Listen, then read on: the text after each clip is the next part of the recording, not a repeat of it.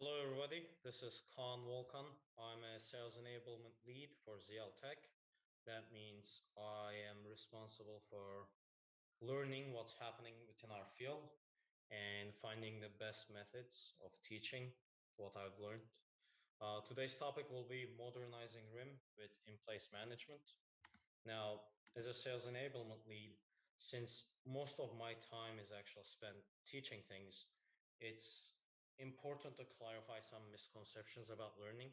The first one is around lectures.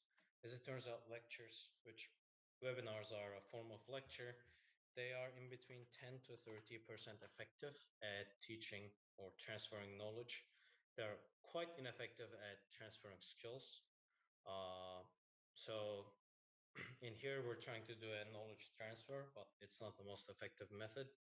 I would highly recommend you getting in touch with one of our sales representatives, or you can message me on LinkedIn. My name is Kaan Volkan. If you just, send me a connection request and say something like, I watched your webinar, would love to learn more about this topic. I am more than willing to help you guys out. Now, 10 to 30%, that's a kind of a broad range here. As it turns out, three things dictate that range. The first one is whether this is something you care about or not, right? It actually has to be an important topic so that you can pay attention to it. The second part is more on the structure. As it turns out, even adults, we space out quite frequently. So it's quite important to have a repeating pattern on the background. So I'll be saying what we've covered so far quite frequently during this lecture. And the third thing has a lot more to do with how fast the presenter speaks. As it turns out, most learning happens in between 60 to 100 words per minute. And this roughly correlates to someone using a blackboard, but we're using Zoom right now. So instead of writing this on a blackboard, I'll just be typing it on my screen. That out of the way, let's actually get started. What's really happening? Why do we talk about this in-place management? Why now? Well, there are four broad patterns we see. The first one is there's a lot more data being captured. So more data captured. And portion of this data is actually high value data that should be locked down in an archive or proactively managed. We also see a lot more access. So this is mostly about how easy and available internet is, but a lot of companies are buying cloud solutions on top of it. So, the more you have access to things, the easier it is to actually start using them. And this is great news for most of us, but it also comes with the downside of more bad actors. So now you have a lot more data, you can reach them quite easily, and you can start using them for bad reasons, basically. Whenever we see these three patterns, we always end up with more regulations. And privacy regulations are top of mind right now because a lot of countries and states are passing these. They are great at addressing the first two things, right? They say, hey, you can only capture data and you have to warn people, I am capturing your data, and you have to lock it down so that, only a specific group of people can see the PII, or whether if the end user wants to see their own PII, we're also obligated to give it to them. It does not really address anything about the bad actors, right? So we expect to see a lot more in that front. Well, what does this mean for us specifically for risk and record professionals? It boils down to a couple of points. First one is things are getting more complicated, right? It's getting way harder to manage your data. It's also getting a lot more costly. According to a recent cybersecurity study, IBM found that the cost of a data breach has been going up by 10% every year. And that's an exponential growth. and it's been continuing for the last decade or so, and that's quite scary. Uh, right? And what it really boils down to is our old systems of management, things like archives or content management systems, they are quickly becoming outdated. And this is where in-place management actually comes into play, right? To explain what in-place management is, we actually have to look a bit more on the traditional methods. Traditionally, what we did was we would create a copy and then we would lock it down, right? That was the way we approach things. These solutions were rather expensive. They had heavy deployments. And what that really meant was we only used them for about 2 to 3% of the data, right? It's expensive, so you want to use it sparingly. Uh, the new solutions, the in-place governance, is more about, hey, no copy, no data movement, manage it in place, right? This in turn makes it much, much, much cheaper compared to an archive. And the deployments are way lighter. And this allows us to manage the remaining 97 to 98% of the data. Now, a couple extra points in here. Traditional methods, they're getting outdated not just because of the amount of data we have and the need for proactively managing these, because there's a lot more access and a lot more bad actors, but also because of privacy regulations, right? When we look into privacy regulations, it clearly states that you have to report on PII no matter where it is. So when you copy it and then lock it down, in effect, you've just doubled your privacy risk because now you have two copies you need to manage, right? So there are some extra complications that happens with these traditional methods.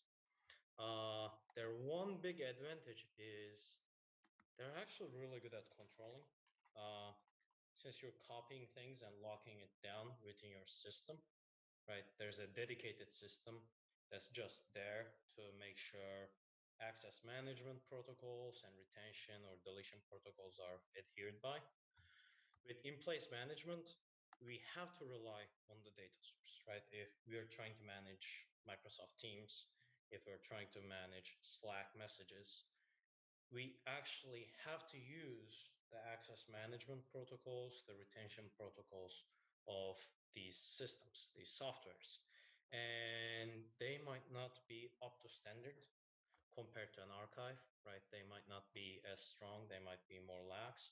So if you say, hey, we need 100% control, then we still recommend going with the traditional methods. But for everyone else, we see a big change going towards this in-place management paradigm.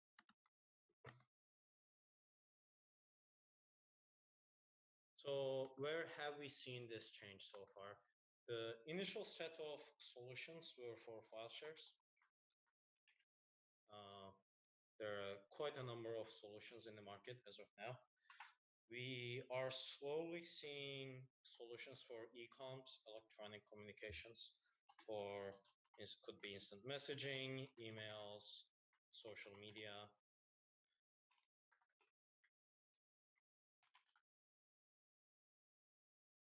And we actually expect solutions, certain solutions, even replacing archives. We are actually working on one such deal ourselves. This is something to talk about on later episodes, on later webinars, but we expect a good number of archives being replaced. And even Gartner has actually gotten rid of their magic quadrant for archiving. So that's quite telling.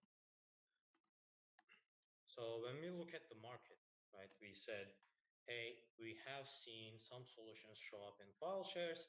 We're seeing some show up in electronic communications. What kind of solutions do we actually see? And as it turns out, there are really three types. The first type is more on the cybersecurity end of things. What these solutions do is instead of managing your data, it focuses a lot more on managing access management, right? So it says, hey, just look at how this particular person is behaving. If Kaan Volkan decides to download hundreds and thousands of files from my file share, chances are either he's hacked or he's a whistleblower. And it says, let me lock his access down, right? Great for managing people's behaviors, not necessarily the best option for managing data, right? You still have that high value, high risk data, right? This does not help you manage that or delete it or remediate it somehow. The second set of solutions we see are more on the metadata management layer. These types of solutions, what they do is they open up your files, your emails, your objects one by one, and they look for certain patterns. They can use AI and machine learning algorithms to do this, but they can just rely on more older methods such as lexicons or regular expressions. And once it finds a pattern, it says, hey, this is an HR record. Hey, this is related to IT and support, and it tags that, it puts a label on that document and closes it down. These kinds of solutions, they're great for short to medium term projects. So if you're thinking 6 months to 2 years, they tend to work relatively okay.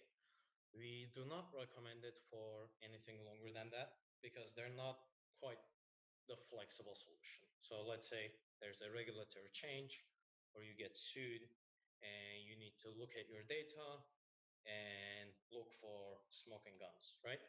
Chances are you haven't tagged it, right? Because you were not considering any changes on regulations. You were not thinking ahead 10 years into it, going, oh, 10 years from now, I'm going to get sued at this topic, right? So when you face these kind of random events, you actually have to rerun the whole software.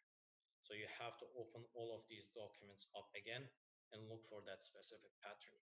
And sometimes this is manageable, you can actually do it, but with larger deployments of 3, 4, 5 petabytes, it just becomes impossible to do.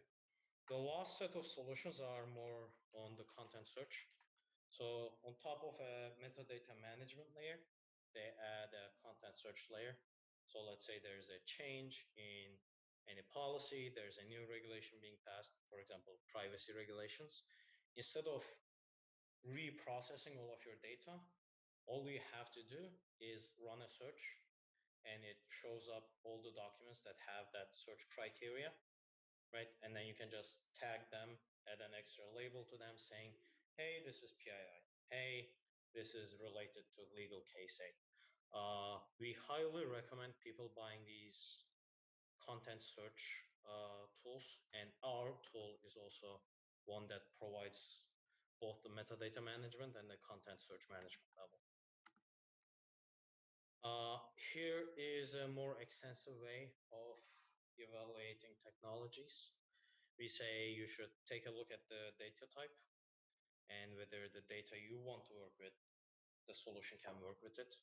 You should look at the processing depth, right? This is quite important for long-term management. If it's only doing metadata management, then this is clearly a short to medium-term solution.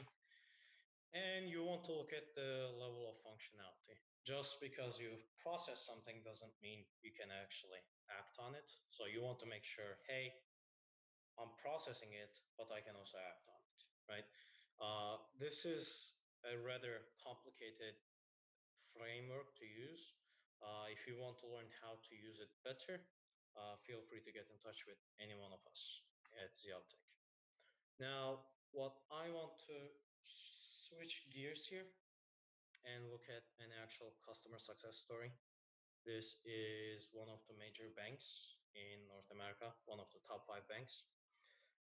They wanted to do in-place files management, route cleanup, and they wanted to be GDPR and CCPA compliant. They had over 200,000 employees and 3 petabytes of files. This was a file share project. and their priority was minimizing risk cost effectively. They said, hey, we just want to eliminate as much risk as possible without paying too much. And we recommended them what we call a least processing method. And what this boils down to is, let's say you're in a file share, you're looking for rot, for things that you want to delete. You come across a picture and it hasn't been opened in the last decade. We say, hey, chances are it's just trash, you can get rid of it. Now, if this was a regulated file share, if these were SEC regulated people, we would tell them you actually need to open this picture up, pass it through a optical character recognition system to see if there's any text in it, and then analyze what's in the text because you are regulated. But in here, they're not regulated, so they get to take, let's call it shortcuts, right? Here's another way to look at the same question, same equation. You have 3 petabytes of unknown, and you're trying to figure out what falls into each category. So you grab big buckets and you say, first I'm going to look at metadata, and it's quite easy to see what's rot and what's records. Then I'm going to start diving into the content, and here I can start seeing more specific types of records, and I get to see PII. In the middle part, we can just declare a general retention setting, something like, hey, delete this if it hasn't been opened in the last 2 years. Or you can just say, hey, we'll cross that bridge when we come to it.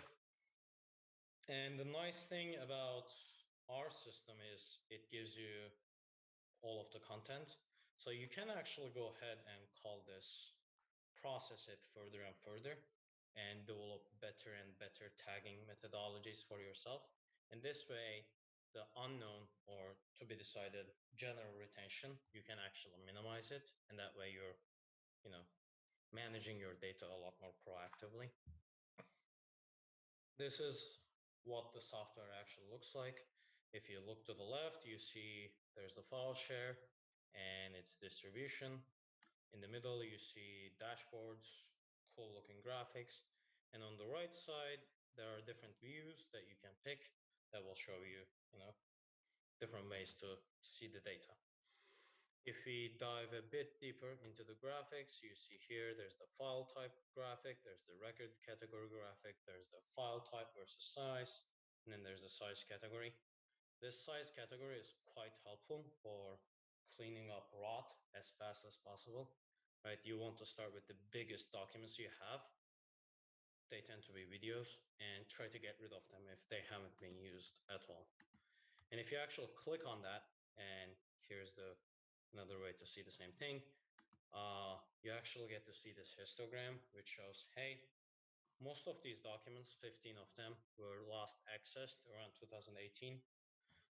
That's about 600 megabytes of data, and no one has clicked on these for the last 4 years. So you can actually click on that histogram, and you get to see all of the data here. And you can actually just start tagging them. And you can tag them with a dispose tag, and you can make this automatic, or you can do it manually. You can say, hey, here are the rules, automatically tag these, or you can say, I'm going to tag it myself, and it automatically disposes of it. So now we've taken a step forward. We've cleaned up some of our rot. Now in here, they knew that this file share was mostly full of records. So what they did next was they just clicked on the file share and said, we want to declare this as records. We want to declare this as accounting records. And they went ahead and did that. Now we have our records declared. Here are some of the PII tags that the software comes with. So these are already within your system, and our software can automatically look for these patterns.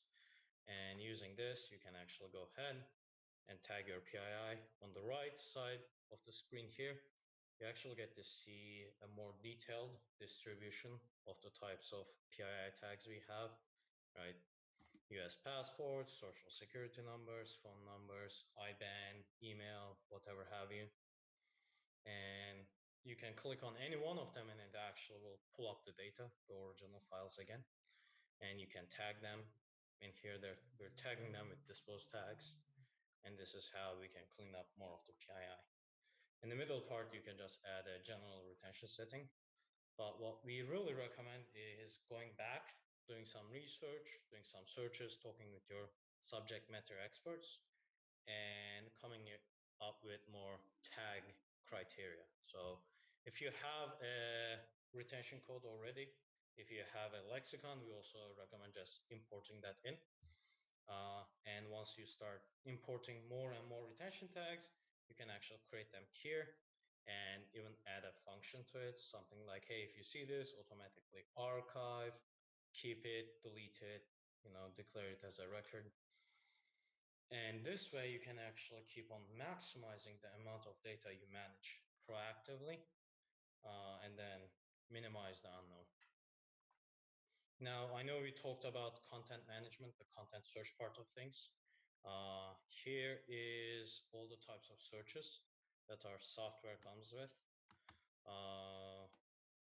There's a lot of functionality here, so I'm not going to try and cover everything, but basically you can search by anything you would like to search by. So whether it has a tag, record category, whether it has been flagged with anything, the file owner, right, the file author, if it falls into any size category, uh, and you can even actually search by the content within the system. So just to recoup, right, this was one of the big 5 banks within North America. They wanted to do in-place files management, ROT cleanup, and GDPR and CCPA. They had over 200,000 employees and 3 petabytes of files. Their priority was to minimize risk cost effectively. We recommended them at least processing paradigm. And using big buckets, they would first look at metadata and try to clean up as much as possible and declare as much as possible as records. And then they would slowly start diving into the content itself. It has been quite a successful project for us and for them, and they're quite happy with it. Uh, in here, we actually come to the end of our webinar. It's been my pleasure to present this to everyone. Thank you for watching. If you have any further questions, my name is Kaan Volkan. You can easily find me on LinkedIn. Just send me a message and I'll get back to you as soon as possible. Have a great day. Bye.